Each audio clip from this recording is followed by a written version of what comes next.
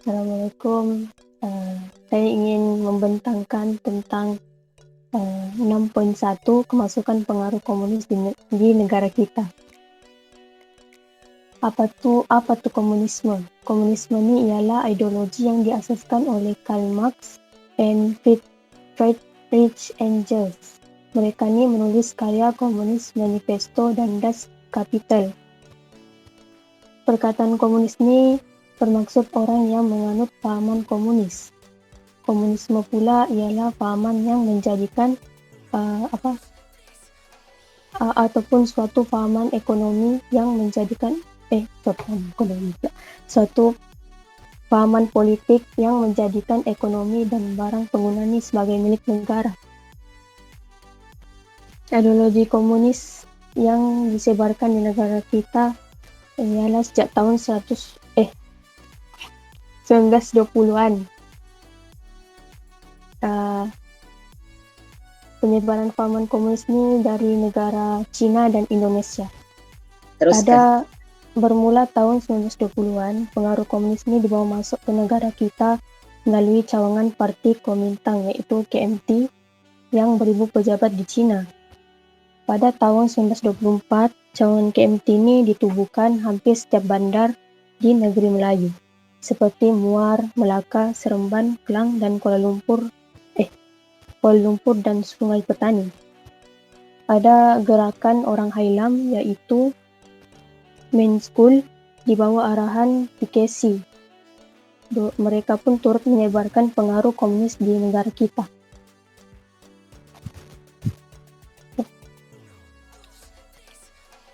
Pada tahun 1927, Parti KMT dengan PKC berpecah. Jadi komite ini mengarahkan untuk menubuhkan Parti Komunis Nanyang (PKN) pada tahun 1928. Tapi PKN ini tidak berjaya mencapai matlamatnya. Oleh itu, komite ini mengarahkan lagi penubuhan baru, parti baru, yaitu Parti Komunis Malaya (PKM).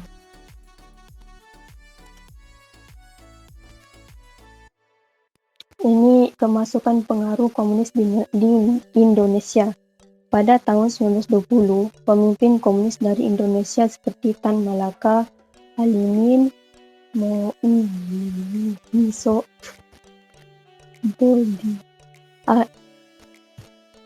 Bodisojitro, Hasanosi, Winanta, Sobakat, Sultan Pepateni, mereka menyebarkan pahaman komunis di seberang Perai, Pulau Pinang, Perak Utara, dan Kedah.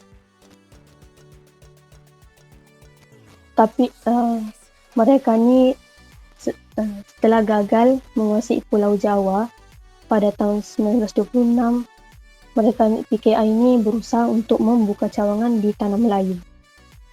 Tapi usaha mereka ini tidak mendapat sambutan karena komunis ini menggunakan kekerasan untuk mencapai matlamat mereka. Penubuhan Parti Komunis Malaya pada 30 April 1930, PKM ini ditubuhkan di Kuala Pila, Negeri Sembilan. PKM ini bergerak melalui Kesatuan Sekerja, Pertubuhan, Penerbitan Akhbar, dan Sekolah Cina. Mereka membentuk Kesatuan Sekerja Umum Malaya untuk mengukuhkan pengaruh komunis dalam Kesatuan Sekerja.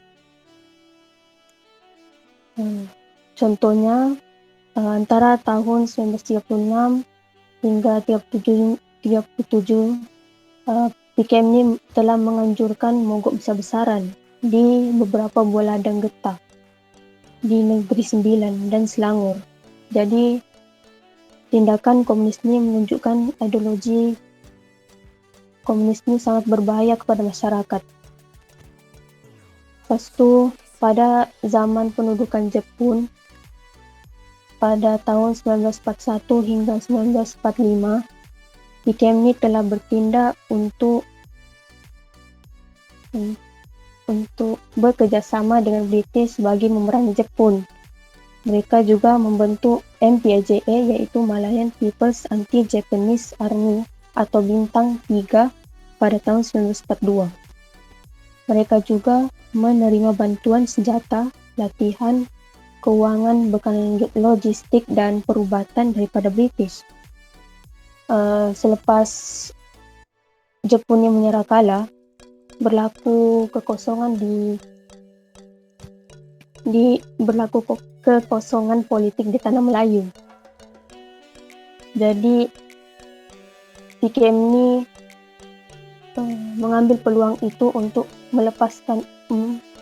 memperbesarkan pengaruh mereka. Lepas itu MPLJ ini keluar dari hutan dan melakukan kekacauan. Mereka melakukan kekejaman dan pembunuhan terhadap orang Melayu, Cina, dan India yang dituduh bersubat dengan Jepun.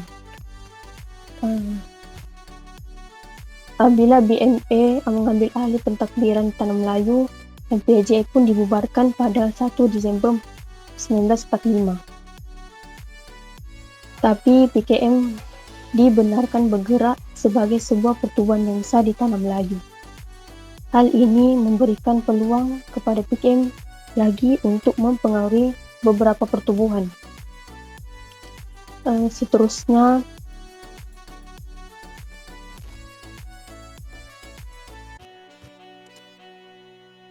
PKM ini menyusup dalam kesatuan sekerja, yaitu PNFU dan Malayan Federation of Trade Unions.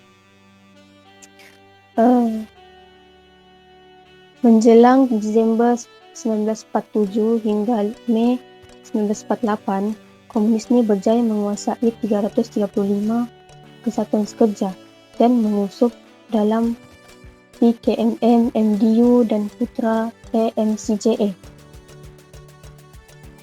Oleh sebab gerakan komunis itu mengancam ekonomi dan keselamatan negara, jadi British pun bertindak untuk meluluskan Trade Unions Ordinance Number 9 of 1948 supaya dapat menyekat pengaruh komunis dalam kesatuan sekerja, dan British akhirnya mengharamkan PKM untuk masuk ke tanah Melayu.